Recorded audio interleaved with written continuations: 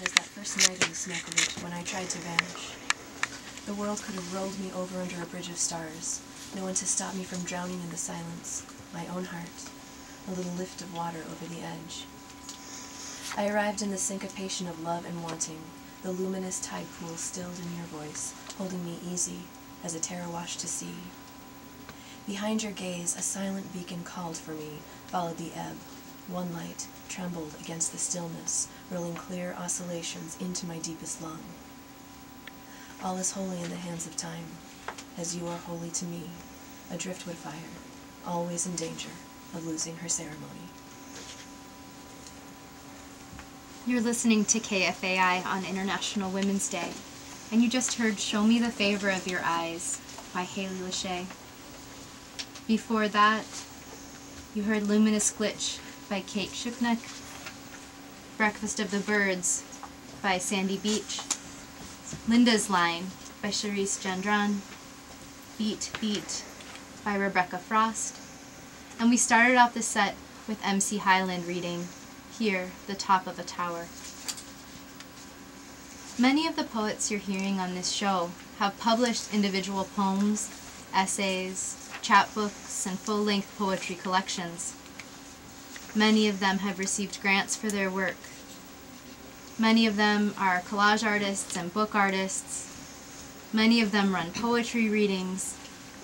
And many of them teach classes including English composition, creative writing, theater, spoken word, hip-hop, and letterpress. And next we'll hear from a wonderful teacher and poet to start off our set, Morgan Grace Willow. Patron saint. At first it seems the heavy, steady beasts pull the plow without a guiding hand, as if inspired by the very breath of the soil, the exhalation of thousands of earthworms churning a miniature mirror of the black earth slowly curving off the blade of the plow. But Isidore knows his angel tends the oxen's trace, plucks at them with an airy tongue when they veer off course, taps them with his stick, a reed lent by the wind. Isidore, meanwhile, kneels before his Lord, praying for rain at the right season, for strong seed, for corn that will grow taller than last year's, its leaves even sharper edged as they give a whistle to the wind's tune, as they crackle in the hot night, toward honeyed tassels, toward ears golden as the meadowlark. Soil, he knows, is nothing more than a black meniscus, where the air passes from the heaven below to the one above, nothing less. This is Rebecca Frost.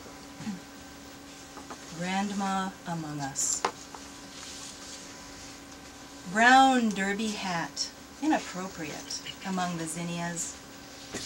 Too tall, that lady in the church choir, and she's singing one bar behind all the other flowers. If that crone didn't want to stand out, she should get herself deadheaded, go to the beauty shop on the corner, ask for a dye and a wave. My flower boxes are crowded. Crumpled show-offs on display among the bright red, orange, yellow blooms.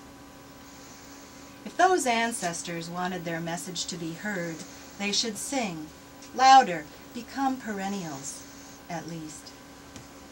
Don't pretend to be living if you are dead.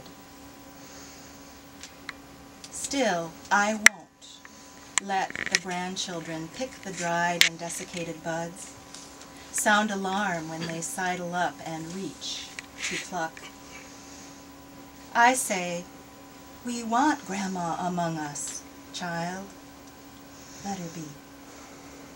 Don't you want all the colors, intergenerational, to be free, alive, and here, now? Can you imagine that choir? Listen. Hi, I'm Dee Dee Coca, and I will be reading Reverend Visitor. If they had come. 2 women, my ancestors, have been washing.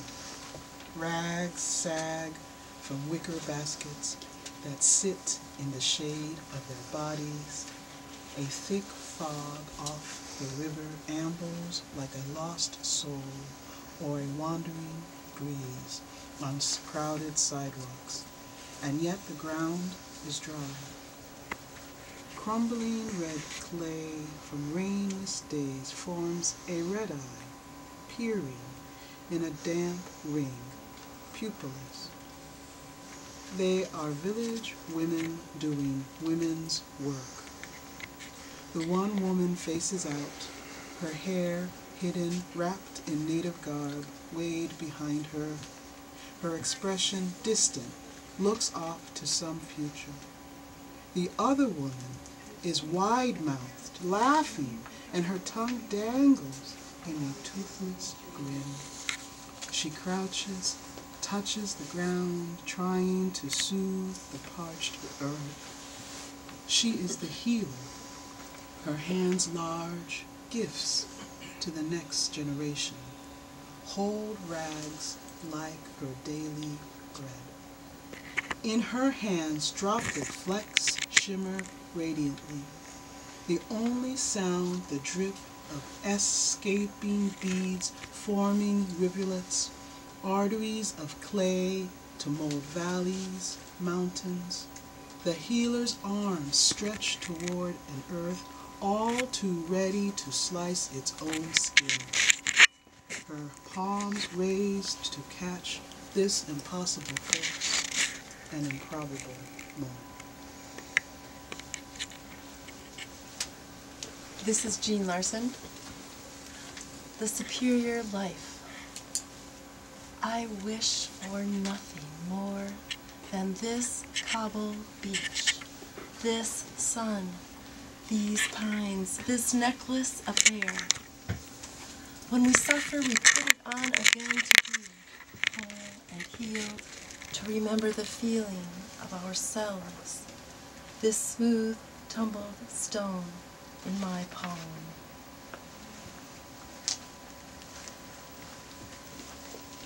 I'm Kate Shupnick. When I was Delilah, I did it. I did it because you. I did it because you asked me.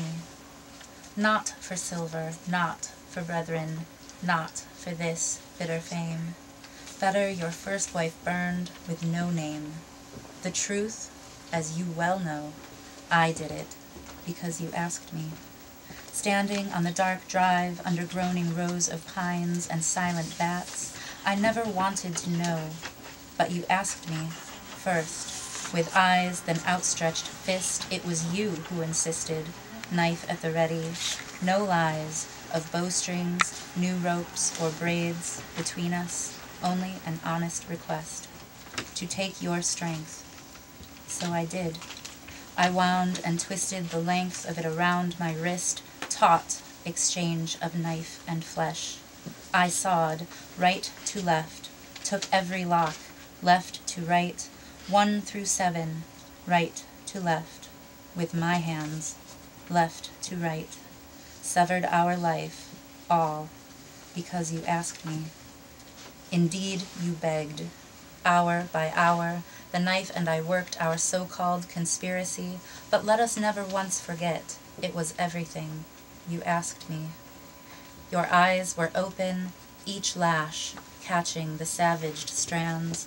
When it wasn't close enough, we shaved, scraped to the puckered skin of scalp and blood, then bone, but still it wasn't close enough, for you said, then shall I be weak and be as another man. But my darling Samson, you were always weak, walking with enemies, feasting on the honeyed kill, having your fill of vengeance and rage in the name of your Lord. But as another man, you should understand, it will never be close enough. But we tried, my knife and I. In the end, you were satisfied.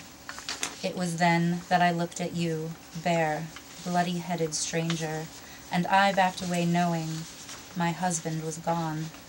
You in his place stood, opened the door, embraced the Philistines smiling, while they hollowed your eyes and your precious Lord left you.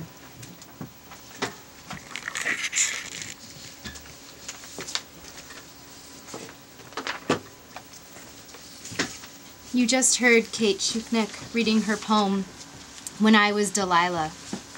Before that, we heard The Superior Life by Jean Larson, Reverie Revisited, If They Had Come by Dee Dee Coca, Grandma Among Us by Rebecca Frost, and we started off that set with Patron Saint by Morgan Grace Willow. Thanks for listening to Contemporary Emily's, part of KFAI's International Women's Day programming. I'm your host, Jen March, and you're listening to women poets read their original work, poets who dance in their kitchens, sing on the stairs, poets whose work has taken them to different cities, states, and countries, poets who are mothers, editors, and survivors, women who see poetry in everything. We'll start our next set with a poem from Tish Jones. Tracks. Before I was born, there was movement. Paddles pushing pent-up people through oceans of pain. That explains my fear of water. When I was born, there was movement still. Lines, paths, roads, circles, and tracks. Check it. I had my first perm in elementary school, went from coarse, curly black hair to straight, thin, then what are you gonna do with this dude? After that I did braids, weaves, ponytails, extensions, this faux hawk, mohawk, ducktail design on the side type thing, but before all of that I also wore tracks. Then there was high school. St. Paul Central, big gray, 5th floor in a basement building, kinda looks like a prison, kinda ran like one too. The 5th floor was for the academic acronyms like AP and IB. The 4th floor was for the quest learners, second to the best grade point average earners.